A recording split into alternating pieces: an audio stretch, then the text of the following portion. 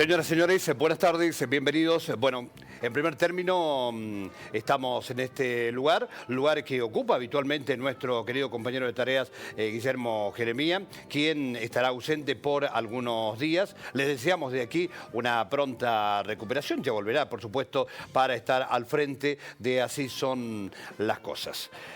Bueno, programa de hoy que indudablemente estará de alguna manera buscando ocuparse de lo que está ocurriendo por estas horas en la República Argentina y también de lo que puede llegar a suceder con los anuncios del presidente Javier Milei. Tenemos que decir en primer término que hoy ha sido un día en el que las miradas han estado puestas en lo que ocurría en primer término en la marcha que inicialmente se había anunciado y que de hecho se ha concretado. Por estas horas está hablando, lo hace en estos precisos momentos, la ministra de Seguridad de la Nación, Patricia Bullrich, hablando de la evaluación que hace el gobierno acerca del accionar del gobierno y de todas las fuerzas que estuvieron trabajando para evitar de alguna manera que esta movilización terminara impidiendo el tránsito o el normal tránsito de la ciudad de Buenos Aires particularmente. Tenemos que decir de todos modos que también hubo marchas en otros lugares del país. Córdoba fue uno de ellos precisamente, pero desde luego ha sido muy reducido comparado la cantidad, por supuesto, de participantes que han tenido estas marchas. Y estamos viendo imágenes del propio presidente Javier Milei y de la ministra de Seguridad, Patricia Bullrich, en la central, donde se monitoreaba todo lo que estaba ocurriendo en las calles de Buenos Aires, y evaluando así de qué manera realmente las distintas fuerzas estaban actuando frente a esta movilización. El gobierno puso en marcha este programa, de allí también la expectativa, ¿no?, que había generado en realidad en toda la población por saber qué podía llegar a ocurrir en esta primera oportunidad en la que se pone en marcha este programa anti-piquetes. ¿Qué ocurrió realmente? ¿Qué se intentaba de alguna manera? ¿Medir fuerzas? Es decir, ¿quién podía terminar ganando la calle? ¿Quién podía finalmente tener la razón frente a la posibilidad de terminar impidiendo el libre tránsito? El gobierno había dicho que esto no sería permitido. Los manifestantes se movilizaron. Bueno, y hubo algunos incidentes de los que ya por supuesto vamos a estar ocupándonos a lo largo de este programa, pero simplemente ha servido quizás, no podríamos decir como un botón de muestra, porque en realidad es la primera vez que hay un accionar de las fuerzas de seguridad, como lo han hecho hoy, por lo menos en los últimos años, frente a una movilización como la que se ha registrado. Por un lado, quienes se manifestaron hacen un balance positivo de esta movilización, señalando que pudieron manifestarse, que pudieron expresarse. Mientras tanto, el gobierno, por su parte, evalúa también exactamente lo mismo, que el accionar de las fuerzas policiales fue positivo. Bueno, cada uno sacará sus propias conclusiones, pero mejor vamos a permitir también escuchar a quienes hoy nos están acompañando en este Así Son las Cosas del miércoles, para que ellos también nos brinden su opinión respecto de esto que ha ocurrido, que está ocurriendo y que va a ocurrir en la República Argentina, por lo menos en las próximas horas. En primer término, saludo al doctor Pablo Hueve, docente y alguien que ya con frecuencia nos visita, y es un gusto tenerlo aquí con nosotros. ¿Cómo le va, doctor? ¿Cómo está usted? Qué gusto estar contigo y con estos amigos que son verdaderamente un lujo intelectual y humano. Doctor Flavio Bucchieri, economista, docente, bienvenido. ¿Cómo le va? ¿Cómo están? Un gusto también, y comparto las palabras de Pablo. Es un placer estar en esta casa que siempre nos convoca y de la cual somos activos participantes. Agradecidos por nuestra parte. Lo mismo para Roger, ¿sí?, que bueno, siempre nos acompaña, el licenciado Roger es politólogo, un amigo más también de la casa que está permanentemente aquí con nosotros para analizar también todo aquello que tiene que ver con distintos aspectos políticos. Bueno, ¿Han tenido oportunidad de ver lo que pasó en las calles de Buenos Aires? ¿Han tenido oportunidad de sacar conclusiones? ¿Qué me pueden decir? Comience el que desee. No fue una marcha al estilo de lo que puede ser una marcha de protesta. Los 20 de diciembre es un recordatorio de una tragedia que signó el gobierno provisional de Eduardo Duhalde, que hizo precisamente que la muerte de Costequi Santillán en la estación Avellaneda, ahora llamada Costequi Santillán, del ferrocarril Roca, cambiara de nombre. Esto hizo acelerar los tiempos de ese gobierno provisional, acelerar el llamado a elecciones y que, vaya la paradoja, luego de que Duhalde anunciara que no se iba a quedar hasta completar el mandato de la Rúa, el Fondo Monetario flexibilizó su posición y anunció un rápido acuerdo con la Argentina post-default, que acababa de dar el también presidente provisional Rodríguez Sá. Por lo tanto, esto fue una movilización que recuerda a las 37 víctimas de la muerte durante el gobierno de Fernando de la Rúa, los últimos 2 días de Fernando de la Rúa, y que obviamente creo que fue una movilización pacífica, más allá de los 2 detenidos. Sí me llama la atención de que en un día tan delicado para un gobierno que está preparándose para reformar o derogar cerca de más de 900 leyes, haya tenido tiempo para sentarse en la central de la policía para mirar qué pasaba con los piquetes del señor presidente. Me parece que hay una sobreactuación también para cierto electorado, y eso me preocupa por la lesión al 14 bis de la Constitución y por la lesión a cuestiones que deberían ser lógicas de alguien que se dice libertario. Me refiero a las libertades, ¿no? Doctor Bucchieri, ¿cuál es su análisis? Comparto lo que dice Pablo y creo que, como dice el refrán, para muestra basta un botón. ¿En qué sentido? El presidente mismo ha dicho que estamos ante la crisis más grande de toda la historia, con lo cual lo que uno tiene que ver, digamos, comparto lo que dice Pablo, pero también seguramente la sobreactuación es estar en alguna medida preparándose para lo que viene.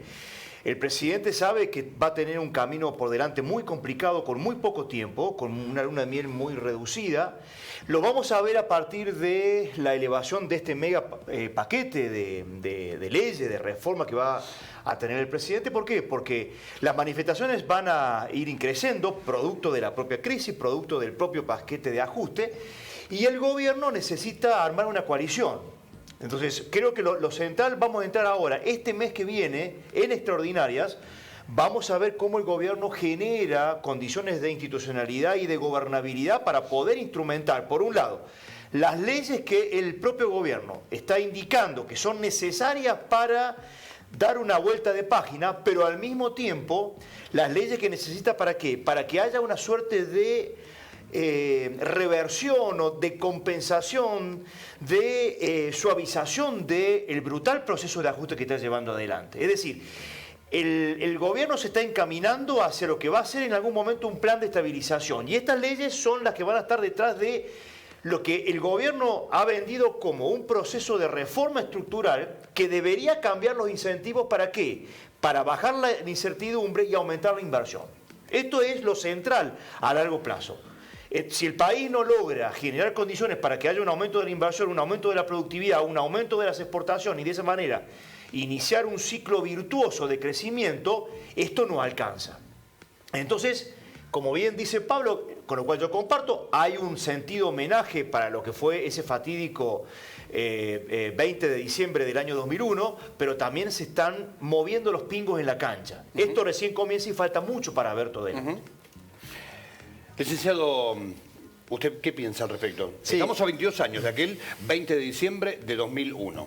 Sí, coincido con ambos. Creo que lo que vimos hoy y también lo que se vio en el día de ayer en la reunión con los gobernadores es una imagen de la reconfiguración del nuevo sistema político en Argentina. ¿Por qué? Porque vimos y vamos a ver en el lapso de los meses siguientes estas imágenes en reiteradas oportunidades. Estuvieron todos los nuevos protagonistas políticos de la Argentina. Estuvo el presidente, va a estar ahora haciendo una cadena nacional para hacer el anuncio de estas medidas que que se comentaban. La ministra de Seguridad, que va a tener un protagonismo muy fuerte con esta propuesta de un protocolo antipiquetes, los sectores sociales, movimientos manifestándose, el Congreso de la Nación, que está siguiendo de cerca este tema y pensando también que la fuerza política que integra el actual presidente tiene minorías en ambas cámaras y se van a dar discusiones que creíamos que en el último tiempo estaban saldadas. Entonces me parece que la imagen de hoy va a marcar la agenda política y el camino de los próximos meses en Argentina y es un desafío para el nuevo gobierno construir gobernabilidad con todas las dificultades que existen, pero también viendo y analizando que de la campaña electoral a los primeros días en ejercicio del poder, en funciones del gobierno, no hay un cambio de lógica, por el contrario hay una fuerte mediatización de la política simbólica, esto de decir, bueno, va a haber manifestaciones, va a estar la policía en la calle. Es difícil que así se generen los grandes acuerdos políticos que se necesitan para solucionar lo que bien decía Flavio, los problemas estructurales en materia económica. Quiero preguntarles a los tres, ¿quiénes marcharon hoy? ¿O quiénes se movilizaron en las calles, particularmente en Buenos Aires, aunque también, reiteramos, lo hicieron en otros puntos del país, pero principalmente en Buenos Aires? ¿Y cuánto puede llegar a durar esta especie de luna de miel entre el gobierno y la ciudadanía? Yo tengo una muy afectuosa y respetuosa discrepancia con mis colegas respecto de que no creo que la luna de miel sea corta. Creo que el gobierno se ha manejado con mucha inteligencia al no generar expectativas. A diferencia tanto del gobierno de la Alianza en el 99 como el gobierno del presidente Macri en el 2015, que decían, bueno, con la ética es suficiente, decían algunos, y otros planteaban en el segundo semestre las cosas mejoran. Este presidente, salvo habernos dicho los hinchas de San Lorenzo que nos vamos a ir al descenso, ha dicho todo lo malo que puede llegar a pasar, que va a bajar el sueldo, que va a haber casi una hiperinflación, que los días por venir son duros. Y la sociedad, al menos lo que dicen las encuestas, está apoyando este tipo de medidas y decisiones. Respecto de la gobernabilidad, la tiene. Tanto el PRO como sectores del peronismo y algún sector minoritario del radicalismo le van a dar los votos en la Cámara de Diputados, e inclusive en el Senado también le van a dar los votos.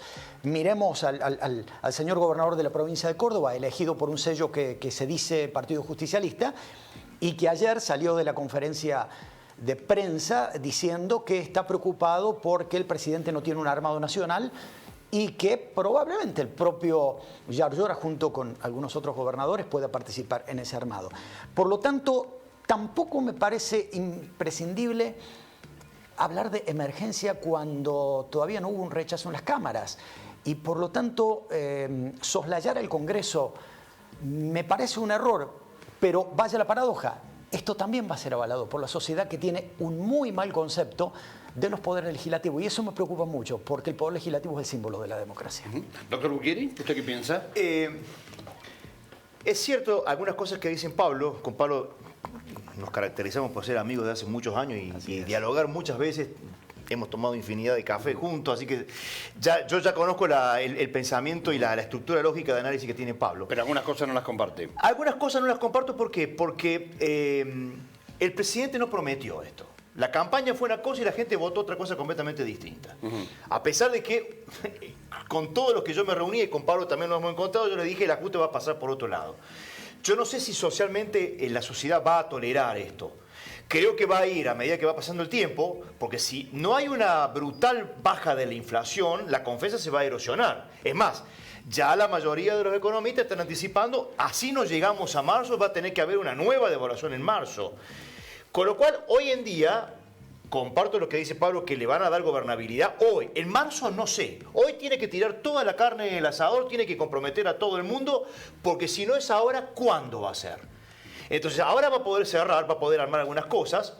Ahora, si en marzo hay que hacer un nuevo ajuste, porque la mecha fue muy corta, y por ende, lo que hicimos no alcanzó a reciclar las expectativas, porque hoy en día hay un gran problema, que es que ¿cómo paramos la inflación? O sea, hemos detenido el dólar, pero el tema es cómo paramos los precios, en donde los precios A su vez hay disputas dentro de la misma cadena de valor. Son los supermercados los que están diciendo, che, los proveedores nos están remarcando a mansalva y son ahora los supermercados los que están ofreciendo una canasta de consumo a precios populares. Hay un descontrol de precios y el gobierno creo que se está equivocando. La aplicación de los principios liberales, de mercado, es para cuando la economía está bien, cuando la economía está con normalidad. Ahora es una suerte de sálvese quien pueda. Con lo cual el gobierno, ¿qué es lo que está haciendo? Está apostando en la licuación. Que el sector privado le haga el ajuste que él no quiere hacer y que él sabe que la política se lo va a dar a regañadientes. Ahora, el problema es si el ajuste que va a hacer el sector privado genera las condiciones para que ese votante de Milei entienda que el camino va para allá y que esto no es una vivada que puede llegar a terminar muy mal. Con lo cual, hay mucha incertidumbre sobre el éxito de estas medidas si no vienen acompañados por algo mucho mayor. Con lo cual, no sería descabellado que el presidente, ante su debilidad institucional, deje que el ajuste lo hagan los otros para después él comenzar a gobernar en serio. Pero falta mucho todavía para que eso lo comencemos a ver. Ahora, la pregunta es, ¿cuánto tiempo cree que realmente la sociedad puede, de alguna manera, permitirle al presidente para que gobierne y decir, bueno, pues bien, queremos ver resultados? Porque yo creo que tiene poco tiempo y creo que el presidente también no es ningún tonto. El presidente ha levantado mucho la vara, es como dice Pablo, ha dicho esto es un caos, él mismo ha planteado la emergencia, con la cual con Pablo pensamos que no es así, porque sabe que tiene que negociar. Es decir, anunció el retorno de las retenciones a las economías regionales y ayer, como negociaba con los gobernadores, las levantó. Entonces, acá el problema es quién está engañando a quién está distrayendo a quién, porque falta mucho por caminar. Entonces, hay que ver ahora. Es muy difícil hacer previsiones cuando va a faltar mucho para negociar todavía. Y el gobierno sabe de que es tremendamente débil y que va a tener que negociar. Va a tener gobernabilidad, pero no le va a ser gratuito. Pero ya hemos visto de que este presidente no es un presidente dogmático, sino que es un presidente que en alguna medida está dispuesto a soportar costos políticos. El tema es hasta dónde va a llegar con su postura de seguir levantando bandera y generando otra postura. Licenciado Roger, hablábamos recién de esta especie de luna de miel entre el gobierno y la sociedad y especialmente aquellos que realmente lo votaron. Ahora, pues bien, digo, ¿quiénes lo votaron? ¿Imaginaban realmente un ajuste? Porque el presidente hablaba de un ajuste, hablaba que estábamos mal, pero digo, ¿usted cree que realmente quienes votaron o que el pueblo en términos generales imaginaba que en el término de 2 o 3 días de sumido el combustible iba a subir un 40%, que hoy a 10 días tenemos el precio de la carne, por ejemplo, de un kilo de pulpa a 8.000 pesos, tan solo por poner algunos ejemplos? Y yo sé que algunos me van a decir, bueno, pero esto no es culpa nuestra, no es culpa de Milei, es culpa de la herencia, porque así venimos. Pero digo, en lo personal, ¿usted cree que realmente la ciudadanía imaginaba esto o imaginaba que podía venir un ajuste, pero algo más morigerado, que tendría mayor gradualidad en el tiempo? A ver, yo creo que el voto, el respaldo de Javier Milei es un respaldo diverso de todos los contextos y las situaciones socioeconómicas de nuestro país, porque le fue muy bien en todos lados. Pero lo podemos separar en dos grandes grupos. Un grupo que realmente estaba convencido de que las recetas de Javier Milei representaban algo nuevo, algo distinto, algo que quizás que esas generaciones no habían estado acostumbrados a ver o a vivir. Y por el otro lado, el sector que se unió para votar en contra de lo que estaba en ese momento, que era el Unión por la Patria. Ahora bien, Javier Milei creo que hizo populismo. O sea, el populismo es de izquierda o es de derecha, pero le dijo a la gente lo que quería escuchar. Entonces, yo en algún punto no estoy de acuerdo por ahí con algunas de las cuestiones que se dicen, porque cuando vos le decís a la gente lo que quiere escuchar y brindás soluciones fáciles a problemas estructurales, a problemas que el sistema político argentino en el lapso de los últimos años no ha podido resolver y no ha podido dar una respuesta o una posibilidad a la gente de vivir de una manera mejor, caes en generar expectativas que después no podés cumplir, porque la situación es mucho más compleja de lo que se dice en campaña. Creo que Javier Milei sigue diciendo las cuestiones que dice en campaña. Y coincido con Flavio, me parece que no le tiene miedo al costo político. Y eso muchas veces no es bueno. ¿Por qué? Porque Javier Milei no tiene un respaldo político en donde él pueda apoyarse con gobernadores o en el Congreso. Javier Milei está obligado a negociar los 4 años de su mandato con todo el mundo. Ahora, esta postura de los gobernadores, que lo podemos separar en 3 grupos. Gobernadores que le van a otorgar la posibilidad de construir la gobernabilidad los primeros meses. Caso del gobernador de la provincia de Córdoba, también entendiendo que son los lugares donde mejor le fue a Javier Milei y es difícil mostrar una diferencia tan rápido con la voluntad popular de los votantes de tu provincia. Gobernadores que están en el medio como que no saben para qué lado salir, pero aprovechan la situación para hacer ajustes en sus provincias. Y gobernadores que ya se manifiestan en contra, pero de una manera bastante simplista. ¿Por qué? Porque son de alguna manera también representantes del partido político que se acaba de ir, entonces no pueden atribuirle a este nuevo gobierno todas las responsabilidades. Pero me parece que el escenario es sumamente complejo. Para ir cerrando ya con este tema de las movilizaciones, hoy vimos una movilización, si se quiere, un tanto acotada. Ahora, pues bien, si esto no cambia, si esto no mejora, lo que vamos a ver en la calle, ¿es a la clase media? ¿Son los asalariados los que van a salir a reclamar? ¿Qué piensan ustedes? Vaya uno a saberlo. Vaya uno a saberlo. Hay un contexto distinto de otros contextos. Acá hay... si me tomo de las palabras del propio Polo Obrero, hay hasta parece que provocaciones públicas para que la gente salga, medio como ver quién es el más machito, como se podría decir vulgarmente. Vos salís, ya vamos a ver cómo te va. Por otro lado también, y esto lo digo como un cuasi privilegiado, que quede claro qué es lo que quiero decir, por favor, porque me van a saltar colegas diciendo de dónde privilegiado, pero quienes hoy tenemos una mutual, quienes hoy llegamos a fin de mes, recién me estaba subiendo el remis para venir acá y una pareja que se bajó de un auto me dice, usted que tiene la posibilidad de hablar, diga que en la provincia nos vuelven a sacar de la mutual provincial, ya no nos cubren más cosas y que hay un ajuste en el hospital, hay un ajuste con los médicos y el propio gobernador Yarlora va a desconocer acuerdos firmados en los últimos días por el exgobernador Schiaretti. Es decir, si quienes tenemos la posibilidad de contar con un sueldo a fin de mes, con una buena mutual, estamos viendo que no llegamos y que no llegamos de ninguna manera y que tenemos que hacer ajustes brutales para lo que es la clase media. Me imagino Juan Pueblo, que vive de las ventas en un comercio, en una carnicería o el cuentapropista. ¿Cómo se va a reaccionar?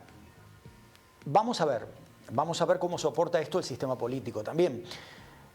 Una salvedad, me parece que mucho se ha jugado también en la campaña electoral con debilitar el sistema de partidos políticos.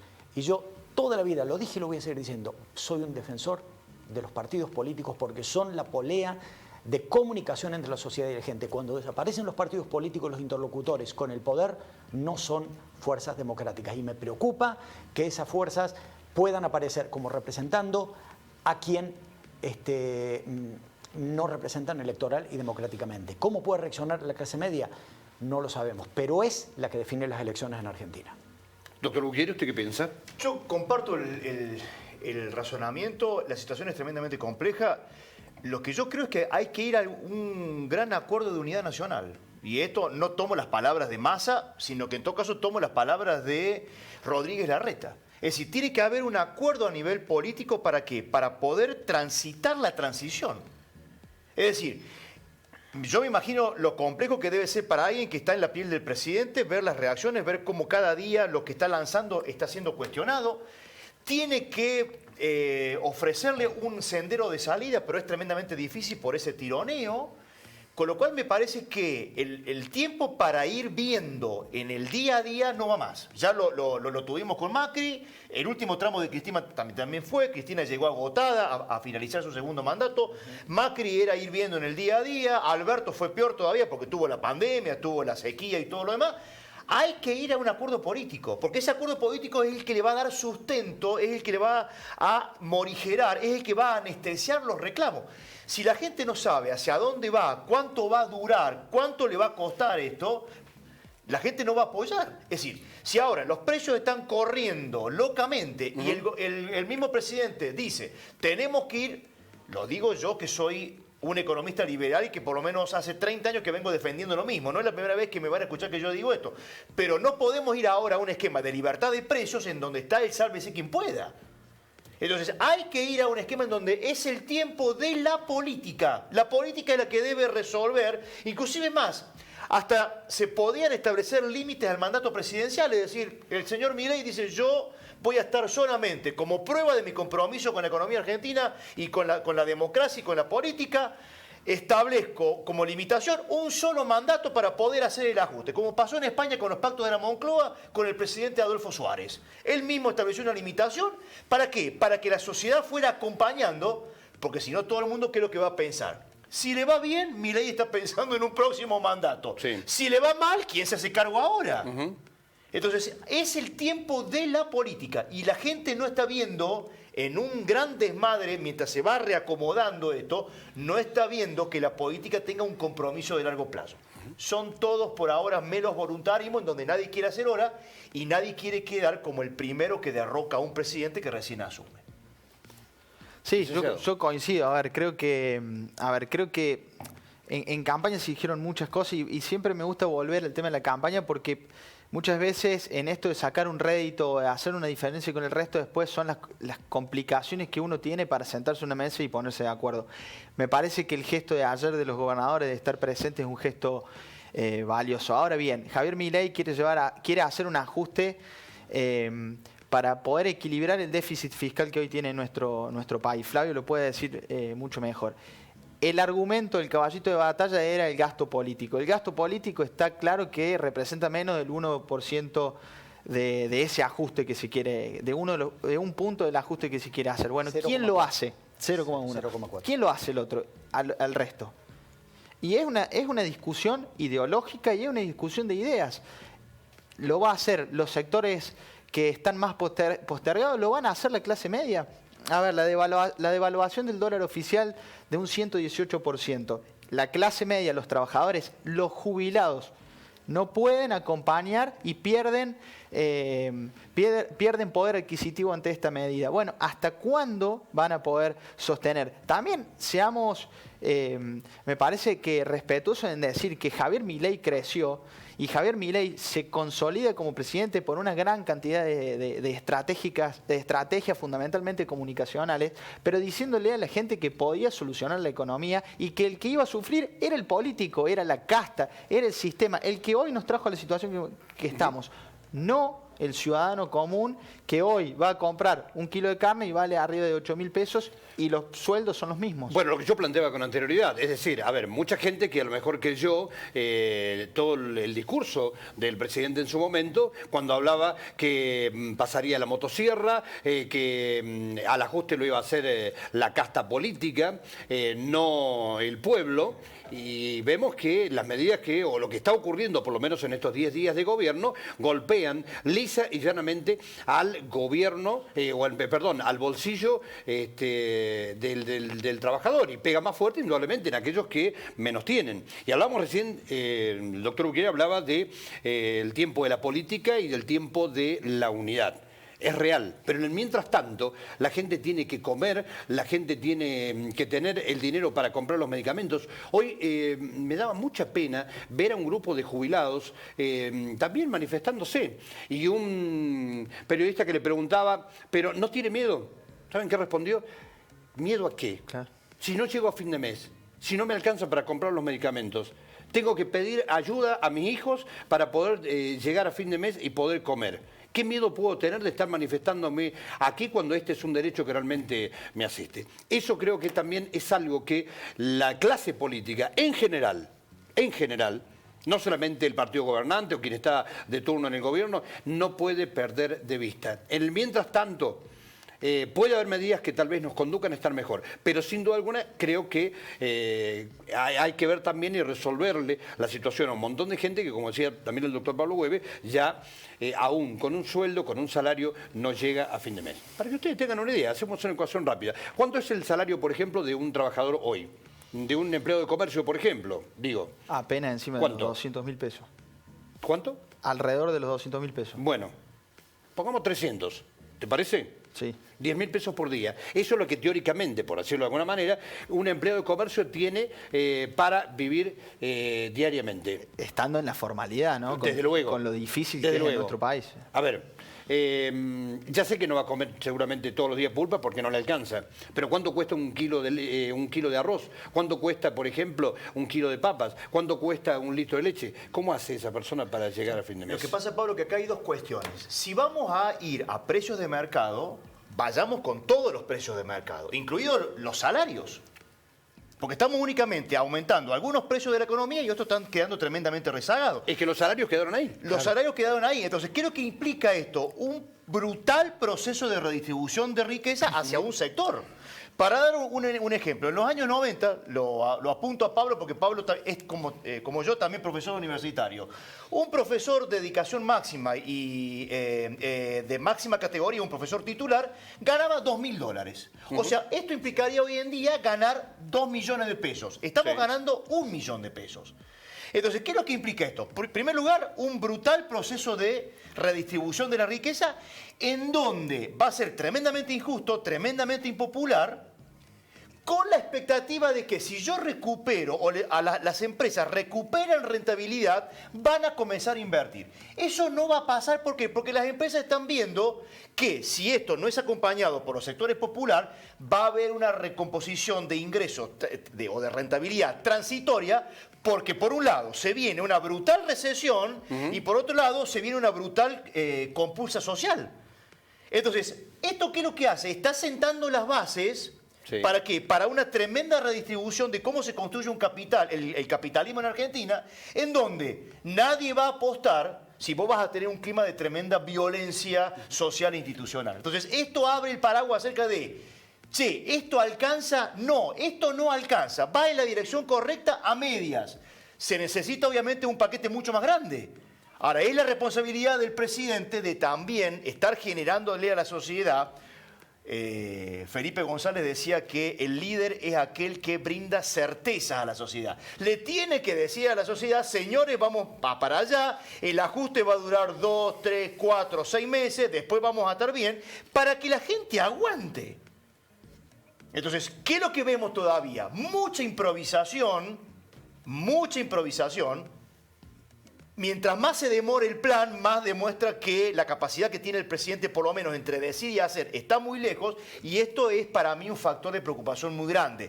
¿Qué capacidad va a tener el presidente para retener semejante apoyo popular cuando la gente le dijo, negro, resolveme el problema lo antes posible? Bien, ¿me permiten leer algunos mensajes? Dice, por favor, un empleado de comercio está cobrando 380.000 pesos en blanco, jornada completa. Hace 2 años que ganaba eso un empleado de comercio, bueno, con relación a los 200.000 pesos a los que hacíamos referencia hace un momento. Improvisación, dice, y hoy van a dar un paquete de 600 leyes, nos dicen por aquí. Buenas tardes, como siempre el laburante es la variable de ajuste. Milei estafó a sus votantes. La casta terminó siendo ellos. Votaron con odio hacia una madre que cobra una asignación universal por hijo y entraron de una en un ajustazo. A esos votantes, bueno, que la inocencia les valga, nos dice Claudia. Bueno, son algunos de los mensajes. Dice, hablan del gasto público, son profesores universitarios y ganan fortunas. Fortunas. Bueno. Venga conmigo al castillo y le doy parte de mi fortuna.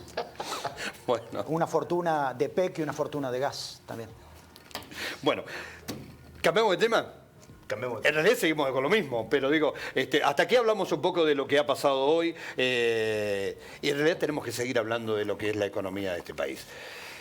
A las 21, el presidente, a través de Cadena Nacional, brindará detalles de, todo un paquete de medidas económicas. Yo lo que les voy a proponer es lo siguiente, es que repasemos por lo menos algunos puntos que se han conocido. Van a ser los que va a terminar anunciando el presidente Javier Milei en esta Cadena Nacional dentro de algunos minutos. ¿Les parece? Bárbaro, okay. Les propongo. Y si ustedes desean, lo vamos analizando. Me dicen y lo vamos analizando.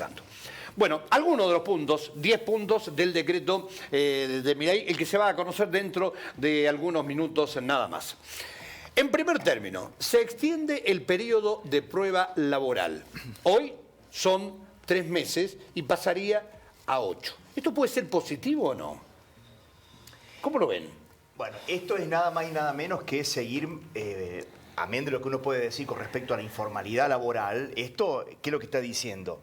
Los empresarios, digamos, si yo le estoy extendiendo el periodo de prueba es porque no están considerándose seguros de contratarlo por todo lo que implica después.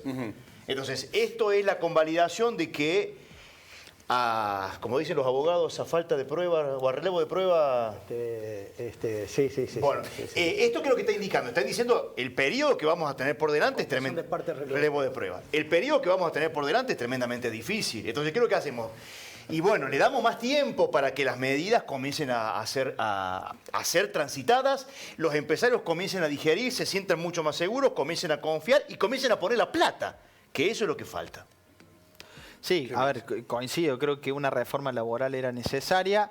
La reforma laboral hay que tener en cuenta también que si se beneficia una parte, se perjudica la otra en cuanto a la capacidad de garantizar derechos que también ya están establecidos. Entonces me parece que si esta reforma y este periodo de prueba de 8 meses hace que el sector empresarial se anime y tenga la iniciativa de salir a tomar gente y de que ese periodo de prueba sea también un periodo de aprendizaje para el potencial empleado, trabajador, bueno, bienvenido sea, y que no caiga en una cuestión meramente especulativa de, tengo a una persona durante 8 meses sin necesidad de darle todas las garantías posibles y que luego busque a otra persona, como ha pasado también en el periodo de 3 meses.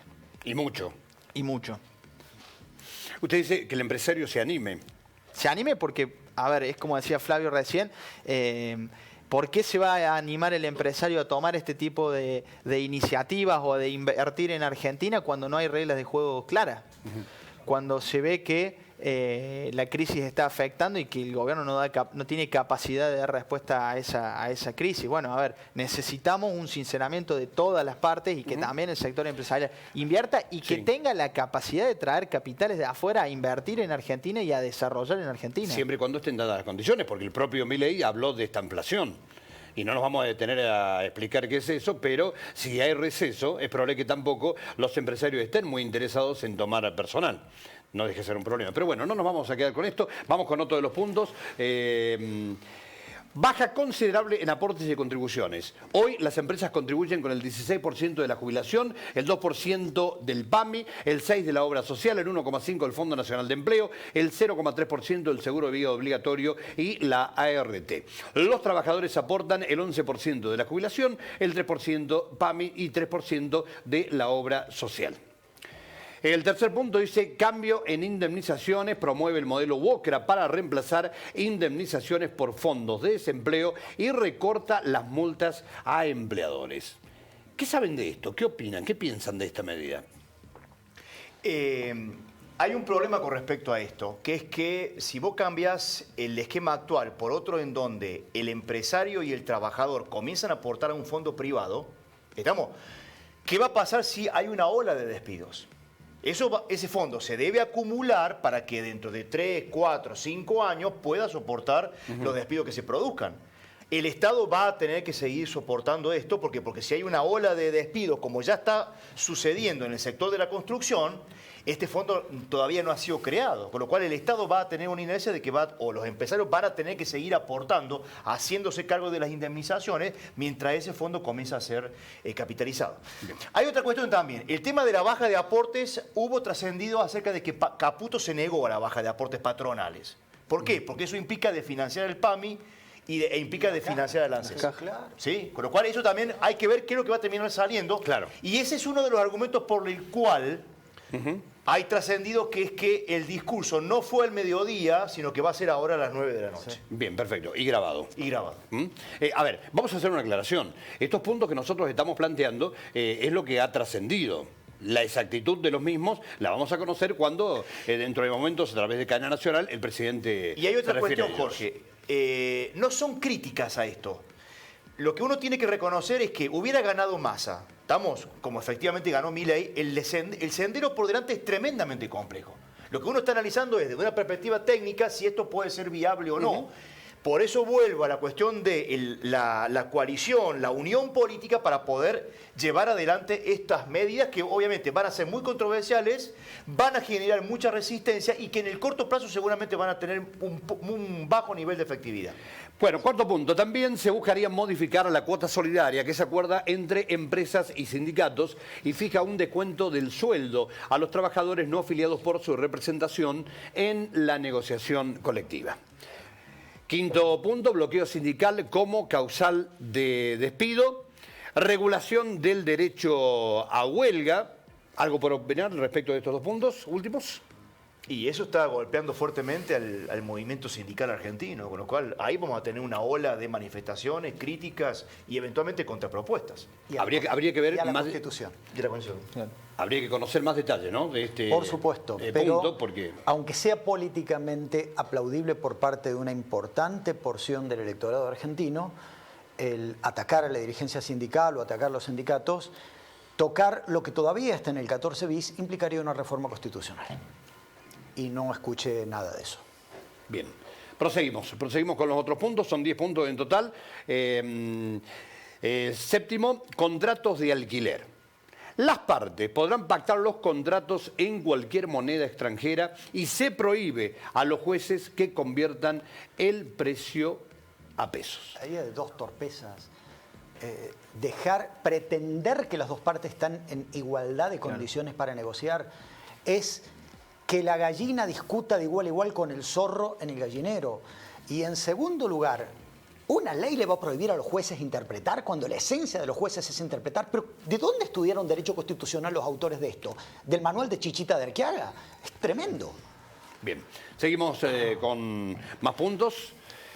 Octavo, también se apuesta a poner fin al control y regulación de precios de bienes de consumo. Noveno, se busca eliminar los cupos de exportaciones en distintas actividades. Y décimo, la derogación de la ley de góndolas y de comprenación, entre otros. Expliquémosle a la gente que la ley de góndolas era una ley que obligaba a los supermercados no a poner los productos más baratos en la parte que no se ve o que el cliente no busca, sino junto con las primeras marcas para que haya verdadera libertad de elección. Me preocupa mucho esto, me preocupa sinceramente. Creo que era muy ventajoso para especialmente las economías o las pymes regionales, ¿no? Hasta Carrió estaba de acuerdo con esa ley. Claro.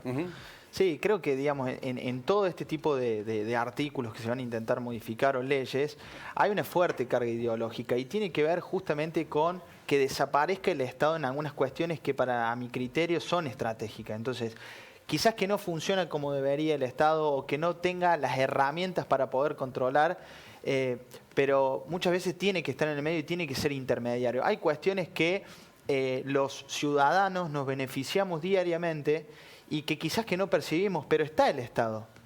Por ejemplo, en la ley de góndolas. Entonces creo que acá, más allá del pragmatismo que pueda tener o no el presidente, hay una fuerte carga ideológica a que el Estado debe desaparecer tal como es y en este tipo de discusiones, bueno, ¿quiénes se ven perjudicados? ¿Se ve perjudicado la cadena de supermercados? ¿Se ve perjudicado el ciudadano de a pie? A mi criterio, el ciudadano de a pie. Bien, vamos a escuchar a Patricia Bullrich. Ok. ¿No? ¿No hay tiempo? Bien, perfecto. Bueno, estamos terminando, creo ya, o... Bien, ya sobre el final, bueno, hemos analizado así los puntos que van a ser anunciados por el presidente Javier Milei en algunos minutos nada más a través de cadena nacional.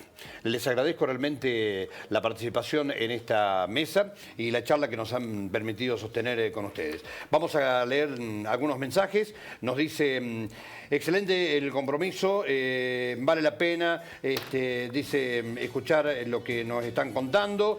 Buenas noches, si no recuerdo mal, Caballo redujo los aportes jubilatorios, personal, llegó al 7% y patronal, y el sistema colapsó totalmente, dice Daniel. Por otra parte, otro mensaje que también nos envían por aquí, dice, Milei ya explicó todo, que esto iba a pasar. Los que lo votamos ya sabemos esto, hay que pasar este periodo. Lleva 10 días y ya le exigen lo que no le exigieron a Fernández en sus 4 años. Después dicen por aquí, los van a usar 8 meses y después los despiden, nos dice Graciela a través de este mensaje con relación al tema de la extensión del periodo de prueba, de 3 meses a 8, como lo estábamos mencionando. Bueno, muchas gracias, Jorge. ¿Algo para acotar? ¿Algo para cerrar? Sencillamente. ¿Expectativas del mensaje del presidente para esta noche? A esperar, hay que ser prudente, vamos a ver qué es lo que se dice. Creo que como dijeron mis jóvenes colegas, estamos ante una situación en la que indudablemente no hay acuerdo pleno dentro del gabinete. Por lo tanto, vamos a ver qué es lo que se dice y a partir de ahí hacer análisis ya con el papel en la mano. Y agradecer no solamente la invitación, sino estar con 2 personas de las cuales uno aprende siempre, Jorge, siempre.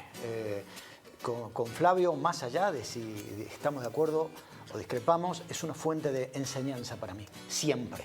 Su sensatez, su simpleza, su claridad. Dicen que los sabios precisamente son los que hablan con más claridad. Y Roger, siempre lo dije, es un privilegio cuando el estudiante supera a su profesor, y este es un caso. Muy bien.